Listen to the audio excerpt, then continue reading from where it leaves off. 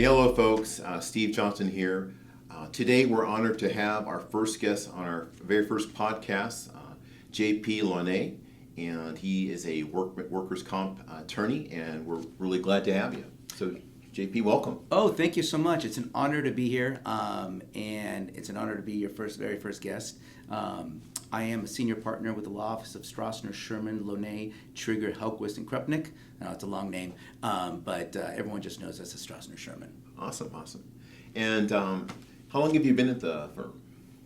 So I have been at the firm for 17 years now, and the firm has been around for almost 25 years now.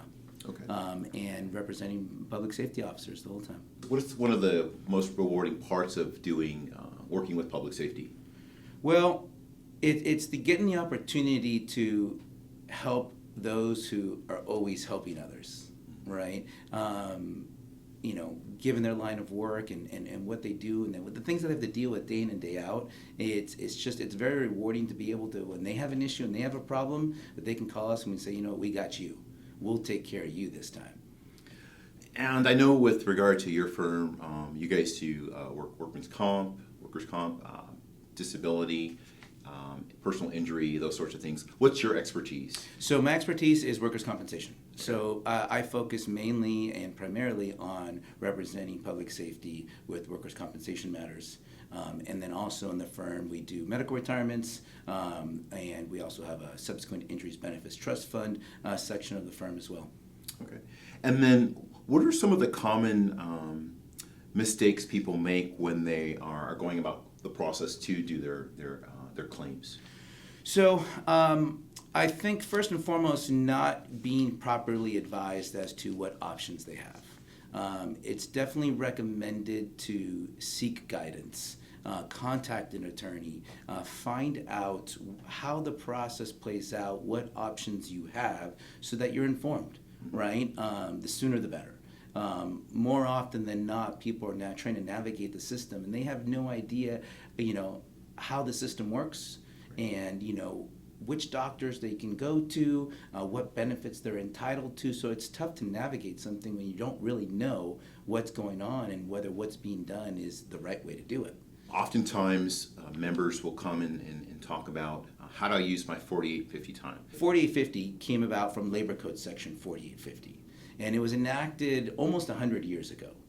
And what it does, it recognizes certain employees who face heightened risks of injury and afford them a greater statutory benefit than the basic TTD benefit. Okay. And 4850 says that certain employees are entitled to full regular pay untaxed for up to 52 weeks, so in other words, a year, within a 5-year window, right? It doesn't have to be consecutive, it can be in broken periods, but you have up to a whole year per claim available to you. So, I believe the intent behind the statute was they don't want those, especially in public safety, to second guess them doing their job duties for fear of sustaining an injury, being off of work, and not being able to make do with their finances. Right, and so they enacted Labor Code Section 4850, and it's a big benefit if you're off of work for a work-related injury. Okay, and then with regard to injury claims, can you kind of explain the difference between things that occur like during the career versus at the end of a career? How is that different? Yeah, great question. So the state of California recognizes 2 types of workers' compensation claims.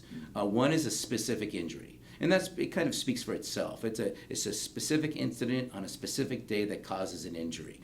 You trip, you fall, you break your arm, right? You're involved in a motor vehicle accident, you hurt your neck. Those are what we call specific injuries, and those are what's really more common during the beginning stages and middle stages of a career, right? But the state also recognizes what we call cumulative trauma. So it's not necessarily an injury due to a specific incident on a specific day, but it's rather wear and tear, stress and strain from performing physically arduous and stressful job duties over a period of time, right? And you'll tend to see those at the later stages of a career, right? And that kind of makes sense, right? After doing physically arduous and stressful work for 10, 15, 20, 25 plus years, it tends to take a toll on somebody. And so, you will get calls and say, well, look, nothing really happened. I'm hurting, right? And that's where the cumulative trauma claim comes in. With regard to disability benefits, once someone is allotted those, can they be taken away? Do they increase? Do they decrease? Are they taxed? Can you kind of elaborate on benefits? Yeah, of course. So there's really three main benefits in workers' compensation. One is medical care, right? But then there's also what we talked about, temporary disability benefits. And then there's permanent disability benefits. So the temporary disability benefits are benefits that are meant to supplement your wage loss for not being able to work temporarily. And while you're getting those benefits, that's all tax-free.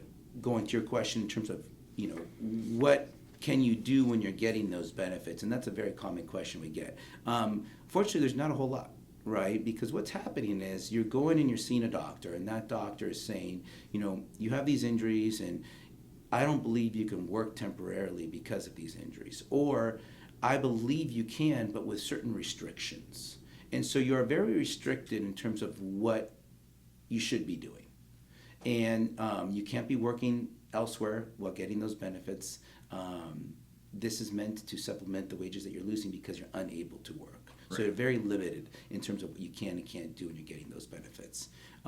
Permanent disability benefits are something different, right? Once your condition or whatever injuries you have, once they've stabilized, right? A doctor is going to say, okay, I don't believe you're temporary anymore. I think your condition's plateaued. And I believe you've reached maximum medical improvement, or what we call permanent stationary status, where that's when a doctor believes that your injury or injuries are unlikely to get better or worse with or without treatment within the next 12 months. And so they say, okay, you're no longer temporary, you're permanent. I'm going to address whether you have any permanent disability. Right? We have this whole system in place to make that determination. But if an injury does result in permanent disability, the injured worker is entitled to be compensated for that disability.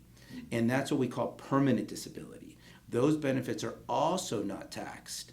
It's not income, right? It's a disability being paid to you because of a disability. And you can still work.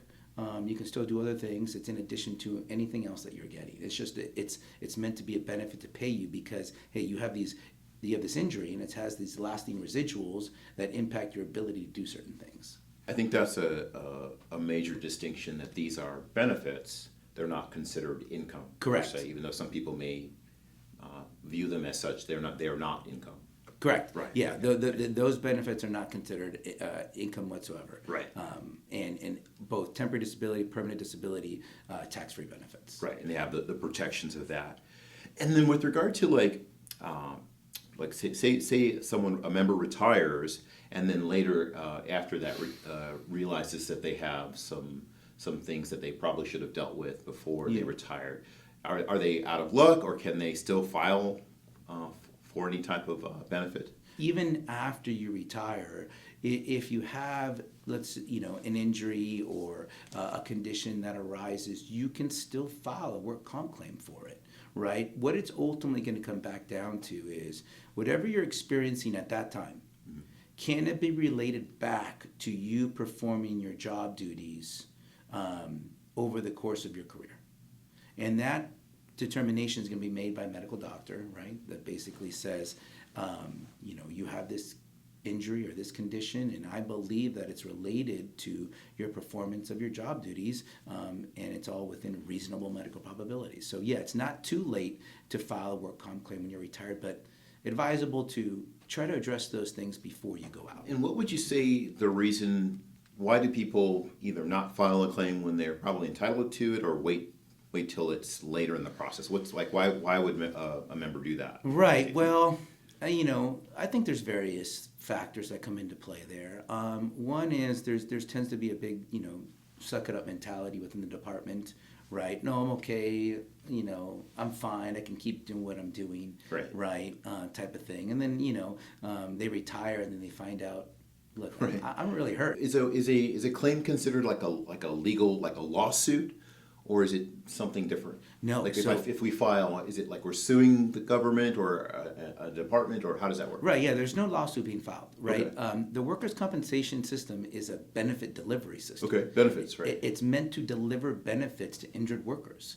That the whole system was set up initially to not have attorneys, to not have any of this, just to deliver benefits to those who are hurt at work, right? And unfortunately, when you have insurance involved and things get a little bit more complicated, they want to deny or delay benefits, not pay people what they're entitled to get, and that's where we come in, right?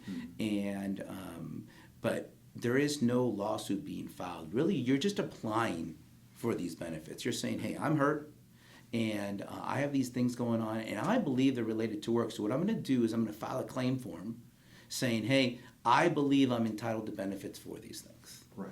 And we go through the process that way, right? And it always comes down to a doctor. Hey, what is going on with you? Is it related to your employment? And if they say yes, I mean, that's how these claims get picked up and accepted and benefits gets paid. With regard to like types of injuries, like what are some common things that cause people to qualify for the benefit? Just starting with the general orthopedic stuff, right? Neck, back, shoulders, hips, knees, wrists, feet. Now, aside from orthopedic injuries, there's also, internal injuries, high blood pressure, acid reflux, other gastrointestinal issues, other heart-related issues, cancer, all commonly accepted injuries. And then, getting aside from that, hearing loss, tinnitus, right, exposures to loud noises over the course of one's career. My takeaway from a lot of what you're saying is that we don't need to be John Wayne. We need to just, admit that we this career, overdoing it, 2-3 decades, it has a toll on the body, and it's no shame in applying for these things because they are benefits that you're entitled to. Well, yeah, especially at the end of your career, Right. right? I mean, in the early stages of your career, the middle of your career, I get it, right? But when you're getting your retirement, when you're about a year or two out from retirement, right, you have to start thinking about taking care of yourself, making sure that you're getting all the benefits that you're entitled to get, especially if they're caused by you doing these job duties. Like, what's something like I could do today to get on that? So Just to start the process. Okay, so my first recommendation would be to contact an attorney. It's never too early. An attorney who is familiar with the workers' compensation system, an attorney who represents public safety and is familiar with their benefits and their system. We always advise them to contact Lucera. Okay. And to say, look, have a sit down. Figure out your finances. When is the most advantageous day for you to retire? At what point in time could you see yourself going out, right? Do you want to get to that point? Because sometimes when you file work comp claims, the one thing you have to be worried about are permanent work restrictions. And if a doctor believes that you have an injury or injuries that require permanent work restrictions, your employer may not be able to accommodate those permanent work restrictions, and you could no longer continue doing what you were doing, and that starts you down the road to a medical retirement in most cases. And if that timing doesn't add up with your target retirement date, it can be difficult because you could be cutting yourself short.